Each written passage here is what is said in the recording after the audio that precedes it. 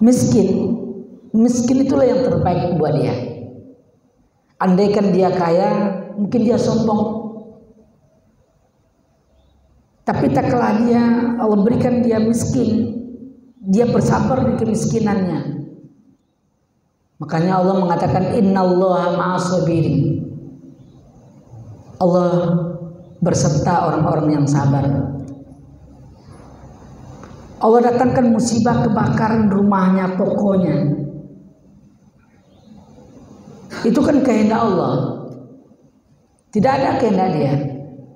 Tetapi di balik ujian yang Allah berikan kepada mereka, justru Allah ganti rumahnya, tokonya lebih baik dan lebih bagus dari yang sebelumnya. Di dalam kitab Durakin Nasihin, tingkat kesabaran itu ada 3. Yang pertama, sabar di atas musibah. Ini contoh. Tak kala Allah datangkan musibah kepadanya, baik meninggal suaminya, meninggal istrinya, meninggal anaknya, keluarganya, itu kan musibah. Tetapi tak kala dia sabar menerimanya, insya Allah akan memberikan pahala yang berlipat ganda kepadanya. Memang sabar ini berat, Pak. Tak kala Allah berikan ujian kepada kita, memang berat. Mungkin masing-masing kita, Pak, pernah menghadapi musibah. Tak kala kita butuh dengan seorang suami, dengan bapak, ternyata bapak kita meninggal. Butuh kita, sayang kita dengan anak kita, ternyata Allah ambil. Tetapi kaum muslimin bahagia. Tak kala ujiannya berat, balasannya dan imbalannya juga berat. Ini yang pertama, Pak. Kemudian yang kedua,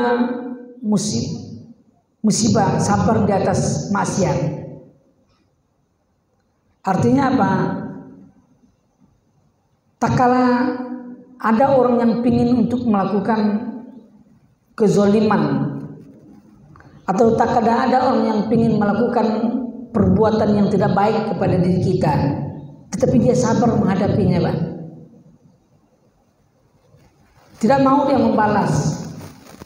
Tak kala ada orang yang jahat kepadanya, dia sabar. Tak ada orang yang pingin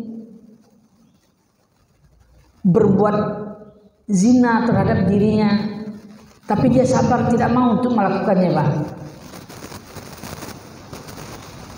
Tak kala dia sabar, insya Allah akan memberikan pahala dan ganjaran yang berlipat ganda. Karena berapa banyak hadis mengatakan innallaha ma'as-sabirin. Allah berserta orang-orang yang sabar. Kalau kita bilang sabar, Pak, mungkin ibu-ibu banyak dan lebih tinggi kesabaran daripada kita, Pak. Suatu contoh saja, Pak, tak kala kita menghadapi anak-anak kita. Mungkin kalau kita bapak-bapak disuruh untuk mengasuh anak di rumah, Pak, setiap hari mungkin kita tidak sesabar ibu-ibu, ya Pak. Tetapi ibu-ibu dengan kesabaran menghadapi anak-anak, tak kala ada anak seorang, Bu, tak kala ada anak 2, anak 3, tapi dia sabar, insya Allah maka wajar surga itu terletak di bawah telapak kaki ibu, ya Bu. Allah berikan keistimewaan, Bu. Kenapa tidak di bawah telapak kaki bapak? Kan yang bekerja bapak, yang mencari nafkah bapak. Tetapi dengan berkat kesabaran ibu-ibu dalam menghadapi ujian cobaan, baik itu tingkah laku suami, Bu, ya Bu. Kadang-kadang lah seperti itu sayang ke suami, kadang-kadang dapat juga kena berang, Bu. Kadang-kadang mendidik anak, Pak, ya kan?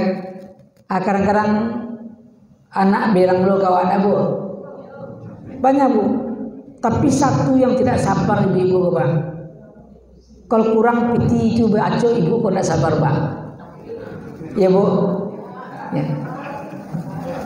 Tapi tak kalau dia sabar Bu, insya Allah, ya kan, Bapak tidak akan pernah mengecewakannya Pak. Bapak, ibu, kaum muslimin sedang jemaah taruh yang dirahmati oleh Allah. Ini yang kedua Pak. Kemudian yang ketiga, sabar di atas taat. Orang yang rajin beribadah, orang yang soleh, orang yang bertakwa itu ternyata Allah berikan juga ujian Bu. Orang yang baru-baru ketobat baru Pak, baru datang ke masaji, baru setiap waktunya datang ke masaji, dapat cemeh jadi kawannya Pak. Nah, jadilah kawan tuh. Lah baru sadar, baru tahu deh pintu masaji yang selama gua udah tahu pintu masaji deh. Dapat cemeh jadi Pak. Jangankan kita manusia biasa Pak, Allah berikan ujian, Allah berikan cobaan. Sedangkan Nabi Muhammad SAW seorang nabi, Allah berikan ujian. Tak kala Nabi sholat, Allah didatangkan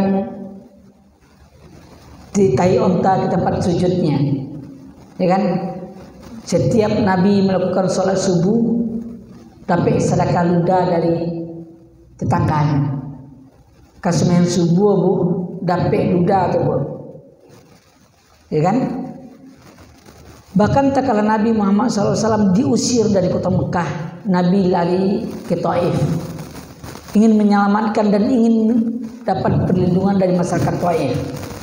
Ternyata apa yang terjadi? Orang Taif melempari Rasulullah SAW dengan batu. Itu kan berat Pak. Kalau Nabi Muhammad SAW tidak sabar, ya kan? Malaikat pun tidak sabar melihat Nabi Muhammad yang dilempari dengan batu sampai Nabi berdarah-darah. Sehingga malaikat menyampaikan kepada Nabi Muhammad, "Hai Muhammad, tolong izinkan saya mengangkat bukit Taif ini, akan saya lemparkan ke masyarakat Taif." Tetapi Nabi Muhammad mengatakan, "Jangan.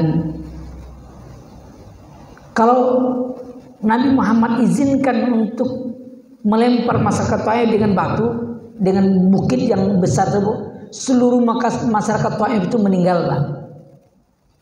Kalau lah meninggal masyarakat Taif itu Pak, tentu tidak ada ujian dari Pak, tidak ada cobaan dari.